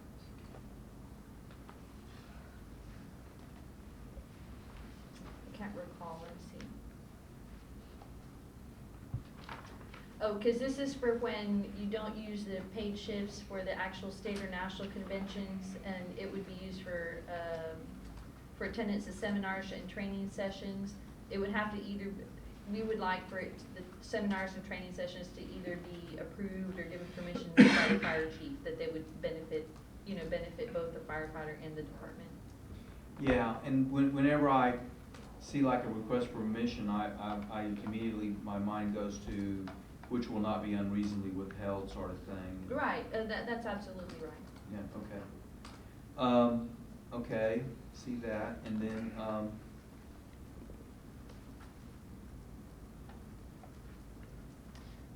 Section 7, I think this just mirrors what the old contract said. I just added a couple things in there that were left out. With prior notification to and approval of the fire chief, which should be reasonable on both sides. Which would not be unreasonably denied. The association president or his or her designee shall have access to fire department premises to administer this agreement. You had visits shall be conducted to minimize any interference with department functions, but I think that visits shall be conducted, and that should be, the two should be deleted, in a manner and at a time as to not interfere with the functions of the department. I think that kind of clarifies what is expected. And I think that's the way it's actually written in the old contract. It basically says the same thing, I think, just with more clarity. and I'm just thinking off the top of my head, the association president, somebody's filed a grievance, and the association president wants to better understand it, so he drops by that station during the lunch hour. Mm-hmm. Obviously understanding that they get a call, they're gonna go. Right. But if they don't, he can visit with them during lunch. Is that the sort of thing he would need to call the chief and get advance approval, or? I'm not quite sure how it works now. I think I need to get information on my side about that, and we probably need information from y'all on how that's actually working. Because if it's working a certain way and it's actually working, and maybe we need to understand that first and then make sure that that's reflected in the language. Okay. Do you know what I mean? Yeah, I hear you. Okay. Okay. On section 8, you had put in that it was derived from that Article 7, Section 8, but it's not actually in the contract, but this is allowed to go on. An association representative will be given an opportunity during each cadet class to make a presentation concerning the association, its benefits, and activities. What is in the contract is that neither the city nor the union will attempt to use a fire department academy training to solicit or discourage union membership. What kind of presentation do y'all do at the academy? If it's informational, maybe we can do something to change the language a little bit to reflect that. Okay. I I don't know off the top of my head. I had a conversation with the guys back when I first made this proposal. Let me talk to them. Okay. And see what is going on. Yeah, and the intent I don't is, think we were intending to, our intent is not to stop that, whatever's going on right now. It's just, the way it's written, I think, is at odds with what the solicitation or discouraging provision says, and, yeah, there's a second paragraph to that. yeah, and that's on section B. Huh. I think that second paragraph is reflected on section B. What page are you looking at? I'm looking at page 23 of the contract. Yeah. during any portion of the fire department academy training devoted to explanation of the firefighters' rights and duties under this contract, a representative designated by the president of the union shall assist the city's representative in explaining the contract. And I think that's reflected on the letter B of section 8, where you proposed an association representative and city representative will jointly present fire academy training to each cadet class on association, city, and employee rights and duties under this agreement. Okay, let me talk to my guys and find out what's going on. Okay. And that's it for I that. don't see any obstacles that can't be overcome. Yeah, I think we just need to talk through them Okay. and get some information from each other. I'll get with, get you the info that, on the numbers for the union president salary, and then, what was the other thing? Go ahead. Oh, the administrative costs, that's right. I can give that to you. And then, Article 27. Oh, I'm sorry, was there something else on, that on Article 9? oh, no, I'm sorry. That's good. The next one is our counter proposal on Article 27. Section 1, I think we've agreed. Section 2, we've agreed. Section 3, I just clarified, both the city and association are entitled to select persons to serve as designated bargaining members of their respective collective bargaining negotiation teams. I think it's just clarification. Section 4 is really where what we're dealing with here.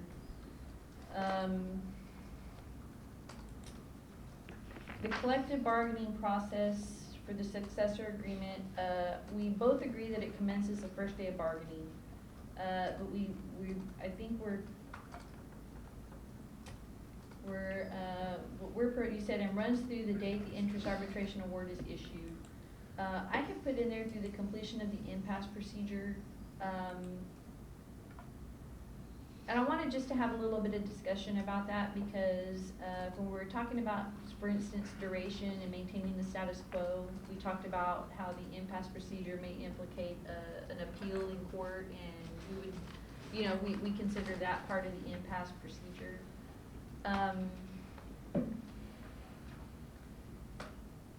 If in fact the negotiation does go to an impasse, which I hope it never would, and it gets to an appeal, we become, we're in a different venue, but we're in a public venue in court. So I was just proposing that the issues that are specific to, by the time we get to the impasse procedure, the items are going to be very specific. There's going to be, bullet points, hopefully just one item or two items.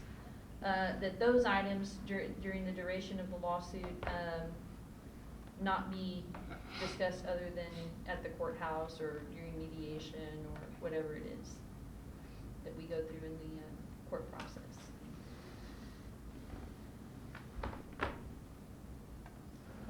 And then the next paragraph, we really, on the second bullet, during collective bargaining process, this is during the actual collective bargaining, the provision does not prevent the association from, on the second bullet, making factual presentations to city staff, city council members, and or the public concerning matters unrelated to the collective bargaining negotiations. I mean, we're not trying to stop you from doing that. You had, your proposal said making factual presentations to city staff, city council members, concerning matters related to the collective bargaining process. I wanted to talk to you a little bit more about what you meant by that, because that may be an additional bullet, depending on how that were to happen. Because quite frankly, the negotiation process is provided to us, all that factual presentations and negotiations should happen here at the table. So I was just curious as to why that was, why you wanted it to be related to the collective bargaining negotiations.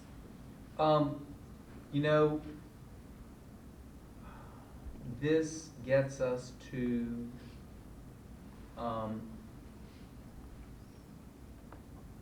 a couple of, you know, I mean, both of us in trying to negotiate this section 4 are aware of the history of these negotiations, and how talks broke down Right. over very radically different interpretations of the language that's in green in section 4 that we've agreed to. The problem that we have is that the city manager is concerned, and I say this, you know, because, you know, I took his deposition in a lawsuit.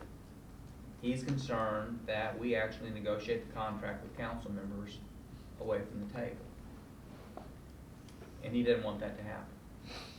We're concerned, very concerned, that without, and I'm not talking about this city manager or any particular personality, but my experience in a number of places has been that we often feel that our positions at the bargaining table are not represented accurately in executive sessions where a city manager and or the manager's assistants are briefing the council on what's happened. And that has often happened to us. And so we're afraid of handcuffing ourselves in our ability to, you know, make sure that they're getting good information. And it's all well and good to say, well, you know, we've got a videotape and anybody can watch the videotapes and look at the proposals and they're all online. But, you know, council members are very busy and they're not gonna do that. You know, if they can get information in a 30-minute meeting, that's a lot easier for them than sifting through hours of videotape. And We do have council members that are interested in this and do look at videos. you know, and I think that that's probably true. You know, I mean, there are exceptions to every rule, but, you know, most council members and most councils that I'm aware of, they, in addition to their council activities, they have day jobs and they have limited time and they have a lot of constituents that want that time. It's very understandable that they can't give the kind of time, and so they rely on accurate information. And I'm not accusing, again, I'm not accusing any person of anything, but, you know, it is human nature that, you know. That you don't trust us? No, well, that neither side trusts the other, you know, and it's also, I mean, you know, I've got 2 kids. They get in a fight, and I ask them what happened. I'm not going to get the same story. I can promise you that my son is going to cast the whole dispute in the light most favorable to himself, and then my daughter is going to turn around and cast it in the light most favorable to herself. And only by hearing the competing versions do I get some semblance. It's not really accusing people of being deceitful so much as it is that recognizing human nature. And so I've been trying real hard in this section 4 to assure you that we come to the table trying to make the deal at the table. But at the same time, we all know who the decision makers are. And by the way, I'm not, you know, I'm not trying to pave a one-way street. If the city manager wants to take out a few of our members and say, you know, for a beer and say, hey man, you know, you guys are casting me as a demon and I don't think I'm that guy. You know, I mean, I'm not asking for the ability to do something with council members that I would say, well, you can't do with our members. And that's why I'm saying, I think that my proposed bullet is much different than what you're I think we're talking about like an additional bullet in there. Because one of the issues that the union had was that you couldn't talk to council about anything. And that was not the intention. That's not, you know, if there's matters like we've talked about before, unrelated to whatever's being negotiated at the table, of course you can talk to council, you can do factual presentation, whatever you want. But when it comes to matters that are being negotiated at the table during the bargaining process, you know, as the team, when we go up before city council, you know, we're under immense scrutiny. They ask harder questions than y'all do here at the table. So we have to be, we have to have the data, we have to have our analysis, we have to have everything that's, you know, and they double check us. So. But if they can't go to us to double check you, how can they double check you? But what are they gonna double check on? We have, you know, the city they'll go to city staff to get all the numbers or whatever it is they need. I mean, it's like, you know, the information you gave us across the table today on overtime. You know, and you had a $1 million cost, and I said, well, if you pay them straight time, oh yeah, well that's 2/3 of that, so that's not right. But if you gave that information to council, you know, I don't have the ability. I mean, you didn't do anything wrong. You weren't intentionally misleading them, but you just did. And so I don't have to say to them, hey, I want you to go tell the city manager or the city team to agree to my proposal. But I do need the ability to say to them, well, you know, you're really not saving as much money as they think you are, and here's why. And that's, I'm really trying to And make actually, a distinction between right. factual presentations on the one hand and actual advocacy on the other hand. At the end of the day, you know, because we're always going to have differences of opinion about things like how much our proposals cost, or even whether they're related to the bargaining process. I mean, you know, you and I still disagree about whether Station 18 was related to bargaining. I mean, y'all had a theory that it was tangentially related because we had a staffing proposal, and that would include staffing a new station. If a new station came online, and you said, so that's related. And we said, well, no, we didn't make any proposal about creating a new station. You know, and so we get into those kinds of disagreements. And the concern that I have, you know, when we were talking about the grievance procedure, I was trying to get y'all to agree to take things through the, you know, if you felt we're violating the contract, take it through the grievance procedure. But you didn't want to do that. And what I'm really concerned about is, you know, the kind of the self-help y'all exercised, you know, that they just kind of walked away from the table and said, well, you're violating the contract, therefore we're not going to bargain until you stop violating the contract. And we had really wildly different interpretations about what limitations the contract put on us. You know, and so I understand the tension that exists there. It's not like you want something here that other cities don't want. Every time I negotiate, I get hit with a set of ground rules that says you won't talk to council. And I always say, hey, I can't agree to that. You know, because we've got, at the end of the day, we exist to advocate to the decision makers, and it's our First Amendment right and obligation to our members. And so I'm trying to find a halfway point. And to some extent, you know, the reason we're having so much trouble with this article is because of recent events that have led the sides distrustful of each other. And, you know, I don't think we have to decide who's right and who's wrong, probably a little bit of both. But at the same time, you know, all of this, I think, has become much less important with the impasse procedure. At the end of the day, we, you know, have the opportunity through the impasse procedure to get a fair and just resolution of the contract. Both sides do. So that lessens the pressure. But, you know, an impasse procedure, as good as it is, and I think we wrote a pretty good one and a fair one, you know, you don't want to go to impasse every time. No. You want to get the agreement at the table. And even if we go into impasse, you don't want to undermine any potential negotiations or you know, that we could have during the impasse procedure, because the way we wrote it is to narrow down the issues, and if it finally comes down and we both look at it and we say, hey, we're really close, what are we arguing about, let's negotiate a little bit more. I don't want that to be undermined by politicizing the issues and not rely on the facts. And Well, and hence the use of the word factual presentations.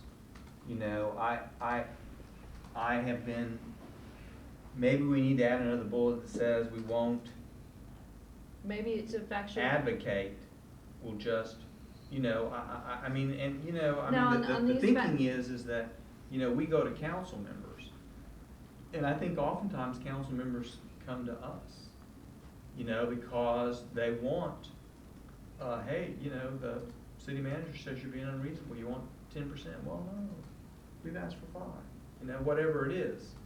And, we need the ability to be able to do that kind of thing. I mean, you know. Well, let me ask you this, were you talking about factual presentations, are you talking about just, you know, conversations happening in the hallway, a phone call? Or are you talking about a formal presentation that everybody can be present at, even our team? And if we do the same, your team? Or representatives of the team? You know, that's what I'm curious about. what you're concerned about is, if we're talking to them, you wanna be able to know what we're saying. And, you know, maybe, I mean, I'm thinking outside the box here, and this is certainly not a proposal, but maybe the thing is that, you know, nobody briefs the council. We hold joint briefing sessions for the council, where the city manager tells them what he thinks, and then we give them our perspective, and then they take from it what they take. Well, my thought was doing that in addition to our ability to, you know, like a workshop, an update to them from both sides. Because Yeah. we can't That's take what I'm away, talking you about. can't take away our ability to be able to confer with our the people who give us the authority. You know, you can't take away our right to visit with them privately, to visit with my client, you know, privately, without you being there in order to formulate what it is, what we want to accomplish, how we wanna get there, where we wanna wind up. But I think in addition to that, I don't intend that to be, you know, I don't think that your clients would want me to be present anytime that you're talking to them either. You know, that undermines. To them being the, Yeah, your team, or even the firefighter association, you know, You know, I gotta be honest with you, you know, I'm really not very concerned about, the city manager saying things to our members. Quite frankly, if the city manager says anything in public at all, our members, like the rest of the public, hear that. You know, I mean, you can get around I won't communicate with your members anytime you want by simply making comments to the public, you know, that, of which my clients are part, you know, and so you can send the messages that way. I guess we could but make. that's what we want that to And, happen, you know, if we're doing our job right, you know, then our members understand what we're doing and they trust us, you know, in a perfect world. But. That's right, on both sides. Yeah. If we do our job correctly.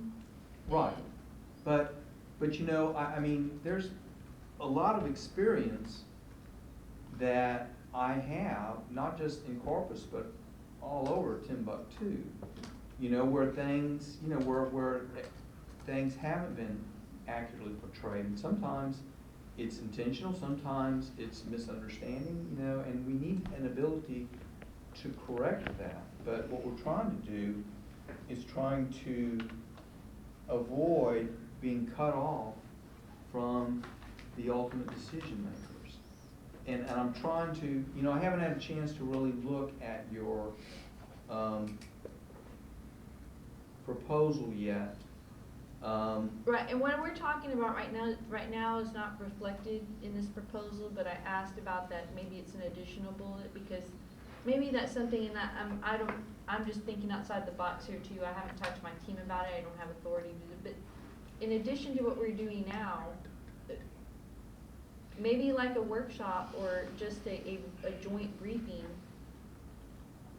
You know, That would, where everybody would be on the same page. Yeah, the thing is, I don't know how that works exactly. I mean, you know, we can't just, I don't claim to be an expert on executive sessions of the council, but I don't know that we can just walk It wouldn't be into an executive session, I'm talking about a workshop, Okay. like a city council workshop. But, you know, I mean, even that, I don't think ultimately is gonna satisfy the angst here on the city's side, because my recollection is that the thing that really, the straw that broke the camel's back the last time was, presentations that were made by Yeah, and that's not true, it's a multitude of things, I mean, one of the, you know, there were major billboards all over town, huge billboards saying, don't let your fire department deteriorate like your streets. Well, I think I there mean, were just that's three a of them. big political, Just public campaign Right. that was done just right at the, you know, during the duration But see, this of doesn't. collective bargaining, when y'all are asking for money. This you is know, not and- asking us not to talk to the public, is it? Yeah. Concerning issues that are at the negotiating table or issues to be negotiated. You I can mean, talk to the because- public about things that are unrelated to whatever is placed on the negotiation table. And, you know, when we negotiate, there's always a deadline to put the final issues on the table, so you're gonna know exactly what those issues are. See, but Roxy, that's the problem. I mean, we didn't even have agreement. We couldn't even agree between the parties at that point in time as to what was related to bargaining and what wasn't. We said Station 18 wasn't related to bargaining, and y'all said it was. Because you had a proposal specifically for ambulance station staffing. And Station 18 was an ambulance station, and the major issue was how that was going to be staffed. Station 18 didn't exist. Well, No 18. Station 18, the issue there was, were you gonna build it at all? And right before the negotiations started, the city came out with a study, MGT or M something T, that said, you know, we looked at it, we don't need Station 18. And the firefighters felt that that wasn't accurate and was contrary to another study that we did, I don't know if we did it before or after, that indicated that it really was needed. And so, you know, but just, I mean, you know, any staffing proposal, like we said, put 4 persons per piece of fire apparatus, and you'd say, well, that relates to Station 18 because Station 18 will have fire apparatuses. You know, and so. But when you're talking about it, it's going to gravitate towards the staffing, because that's the major issue. That was one of the major issues on that particular, Well, subject. the question of whether, But I think. the question of whether to build Station 18 really is not a staffing issue. I mean, I understand that y'all feel that it is. No. I really strongly disagree. It has to do with response times, it has to do with location vis-a-vis population centers, et cetera. And, I believe that the actual building of the state, but when you're talking about Station 18, there's a lot of factors that you're talking about there, and that was one of the reasons that, you know, there was ambulance station staffing, that was one of the big issues with Station 18, other than the issue whether to build it or not. But I think right now, at this negotiating table here today in 2015, we agree that that's not an issue here. yeah. And No, that can go on and deal with it on its own. And I think we're both clear now as to what the issues are here on the table. And that's why, what we're trying to do is make this a fair and equitable process for both parties. The city's not interested in, politicizing it, putting out billboards, making a campaign to the public about where we stand on negotiations. That's what this table is for. That's why there's public notice, that's why it's an open meeting, that's why we're recorded, to make a record. So we just really want to maintain that, and we want the same respect, on both sides of the table, Well, I and hear that's you. why And- that was the basis for the impasse procedure. We want it to be based on the facts and the situation that we're dealing with at that time. Well, let's table this discussion for now. Let me look at Okay. your proposal and see what I can come up with. I'm sure this will be the product of more discussion. Okay. But, I understand where you're coming from at this point. I'm just trying to,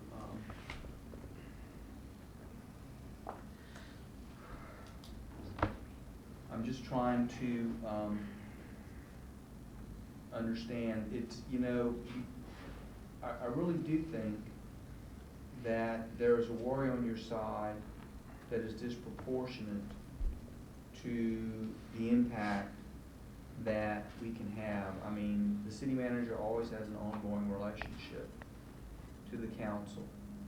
I mean, the city manager asked the council not to talk to us, and they wouldn't even come to our candidate forums. And I'm not saying they shouldn't have that relationship. They should have a close relationship. The council depends on the manager, and the council manager form of government. That's the way it's going to be. So, I think he has an outsized idea of any kind of influence we could wield. But given all of that, you know, there's a real reluctance on our part to limit our ability to communicate with council members. And I'm just gonna try and think about it this weekend and see if I can't get outside the box a little bit. I gotta tell you that, I mean, I've done a lot of negotiations, and the proposals that y'all are making are pretty singular to Corpus. When I saw this provision that's in the existing contract, I had an immediate negative reaction. And, you know, it's kind of unprecedented. So, anyway, it's there, it's out there now, we gotta deal with it. We will deal with it, if we wanna reach agreement on the contract. We just have to, you know, but I'm gonna have to ask y'all to,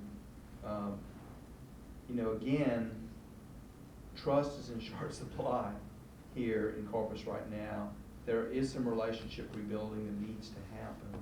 And for that reason, you know, both sides may have to trust more than they feel comfortable right now. But let me leave it at that. I will try and have some responses for you to at least some of this stuff Monday morning. Okay. And you think you're hopeful on some of these other issues that where the ball's in your court, you'll hopefully have something for us? Oh yeah, Monday morning we'll be presenting some more stuff. Before we close this session out, I also wanted to, I sent you over a fact sheet with regard to operations information that we have been talking about. You've asked questions about when we're talking with regard to emergency medical services, the emergency medical services proposal. That's one of the ones that I plan to have a council vote for on Monday morning. But this kind of just goes out, gives you some of the facts that you had talked about and asked about, like the vacancies in the cadet class, the department's current paramedics and EMTs, and we go through the numbers and who rides the ambulance, who doesn't on Firefighter 2 EMS and Firefighter 1s. There's a couple of facts on the ambulance opt-out. There's some ambulance run numbers. There's unit hour utilization information. There's the shifts of the ambulance duty. And this is basically how many shifts an average firefighter rides the ambulance. There's retention facts, and that's what I have. And I may have some more. I was looking through my notes just to make sure that we had all the facts available to both of us, and so that you could look through it and ask questions as needed. One question I have right off the top of my head, Mm-hmm. and it's with regards to the first bullet. You have 32 vacancies currently among uniformed personnel. Your authorized strength currently is what, 414? 414. So right now our class is 42, so we have authority to we were approved 42, so we have authority to overhire by 10. Okay, so when you say 32 vacancies, that 414 minus 32, that's your current strength. Andy, do you? No, if you factor in the cadets, that puts us up, but they're not up, they're not. I understand they're not in yet, but I mean, just in terms, forget the academy class, the number of authorized personnel we have is 414 minus 32. That would be close to that. Yeah. Okay. I'll And confirm you've that. authorized, and you got 42. Correct. And you're assuming that you'll get some retirements over the course of the next few months. That's correct. So hopefully you'll have, Full complement. 10 or so retirements, and then you'll be right at a full complement. Okay, very good. And then on the overtime information, I gave you that $1 million number earlier. Mhm. Even though I gave you a sheet and it looks just like a couple of numbers, there's like worksheets this thick in there where manual stuff was done. Immediately after our meeting, we went back and looked through it, and it turns out that the straight time was accounted for in those numbers. Okay. So the straight time, right, the straight time was accounted for on all, and it was subtracted from what the cost savings would have been, so that straight time. So if you paid straight time as opposed to overtime rates to those people, you would save annually about $1 million. Yeah, I think, yes, that's, It- those current numbers would overtime be the usage savings. rates. Yes. And On callback only. on callback only, and the operation, and how many people do you have in, I mean, callbacks are almost all operational firefighters, right? As opposed to like 40-hour firefighters. And so how many of your 414 are in operations?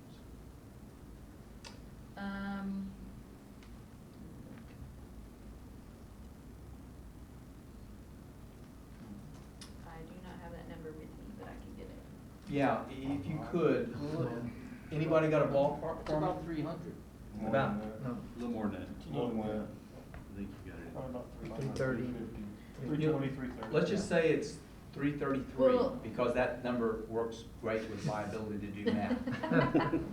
Then if you divide that $1 million that you're saving in overtime costs among 333 people, the average, that would appear to me that the average reduction in salary for those people would be over $3,000 per year. It's not salary, that's the thing. You're not entitled to overtime. When you're talking about relying on your budget because of overtime, overtime's not guaranteed. I understand what you're saying, Roxy, but bear with me. I mean, what I'm saying is this: if my W-2 that I got from you last year said that I made $50,000, then if I work the same number of hours this year, my W-2 for this year is going to say $47,000. I will make $3,000 less for working the same number of hours Right, next year. which wouldn't, most of them then you wouldn't have been working overtime to begin with. It wasn't over those 204. I know, you're kind of yes. arguing semantics. What you're saying is, it's not true overtime under the FLSA, even though under our contract, it clearly is overtime. Well, I don't know that that's what was intended, but that's what it says. Yeah. One word, So- with one word, things change. But still, to the firefighter, they're losing $3,000 in income. I mean, if for whatever reason, your income suddenly dipped $3,000 in 1 year. It's you know, gonna you do would- the you same would with our new feel that. class. With our new We'd class, rather have we the don't, staffing. when we have staffing. we But won't have then, to but work see it. the difference, the key difference is, I may make less total money, but I also am working less. You see, I mean, I don't expect to make as much money if I work 40 hours a week as I expect to make if I work 43. But if I work the same number of hours, I hope that my income will at least stay level, and that I'm not actually losing expendable income. I'm just asking you to think about it, because that's a real hit. You're asking only part of the fire department, the large part of it, but you're asking only, you're asking I have that your number. 330 firefighters. 328. It's Actually, 328. we're authorized 384 in stations, we're at 349 right now. Okay, so 349, so it's gonna be right at 3,000. I was 3,333, but it's actually about 3,000 per person. And that's a chunk of change. If you told me See, that, and those are the hours that firefighters are expected to work already. The 204, a full-time firefighter is gonna work those hours. Right now, what's happening is firefighters take a vacation or, take a sick leave, and then they come and they cover for, they come up for callback, or they volunteer for callback, and they get extra hours even though they didn't actually work. They receive the benefit of getting paid without having worked because of the leave benefit. And even if they were called back during their vacation, they don't lose that vacation that they were going to take. They still have the benefit of that, and they will get paid for that, whether it be taking that time off, or termination, or, you know, retirement, or whatever. I hear what you're saying. Of course, you know, firefighters earn vacation time, just like other city employees. They Right. earn sick leave, and if they're using it appropriately, and I think there was some study done, and they're actually, the sick leave utilization rate of firefighters in Corpus Christi is below the national or Texas average, whatever it is. So that's earned time, and whenever they do a call back, you know, they're actually being called back to work from, you know, whatever else that they had going on. I mean, there's an imposition put on them, and, you know, at the end of the day, you know, whether you consider that they should have gotten overtime or not, you're still talking about putting a dent in the income that they're getting. I mean, for working the same amount of time, I'm gonna pay you less. And why? Well, because I really didn't have to pay you more to begin with. But I did, and I've done it for a long time, but now you're gonna lose income because I wanna assert that right. And, you know, that creates, I'm sure it's not lost on you that creates a real disincentive to want to work overtime. You know, you're gonna, you know, I mean, the firefighters are already working a lot of overtime, more than is comfortable for them because of the staffing shortage, and that's gonna improve a lot. But now you're telling you want to work for less money than they're currently earning. I mean, $3,000, I think that's more than the pay raise you're offering. So they're gonna lose money on that deal. And that's a really tough pill you're asking them to swallow. And I'm just asking your team to think about that. Because it is, you know, I mean, at the end of the day, we've got to bring a contract to the firefighters and ask them to vote on it and approve it. And I'm telling you, that is a very difficult proposition. They're sitting there saying, man, we're already working a lot more overtime than we want to work. And now they're telling us they want us to keep doing that, but we're going to pay us less. And you can talk about the law and what the FLSA requires and everything, but at the end of the day, it's not rocket science that they're making less money for working the same number of hours, and that's hard. So let me leave it at that. Okay. You know, if it was easy, anybody could do it.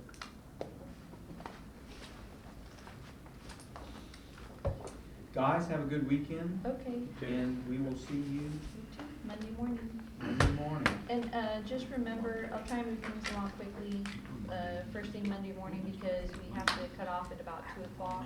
We'll, So I you wanna try know, and at if you least- have proposals for us, that we can look at, then we can use the time Okay. Monday afternoon Sure. to Hey, Steve will pop me out.